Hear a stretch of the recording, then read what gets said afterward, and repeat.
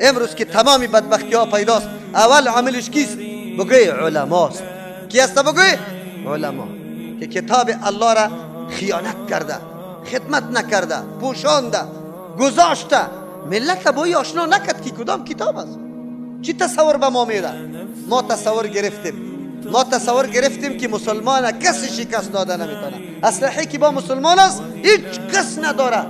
پیشرفته ترین اسلحه امروز از یک حملات استشهادی دنیا بلرزه است یا نیست؟ مردم بگوید.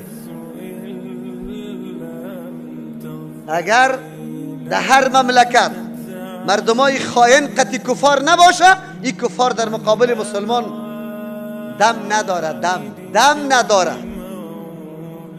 این را بفهمید. کی تصور داد؟ کی انگیزه داده بود؟ پیغمبر دیگه چیز نداشت.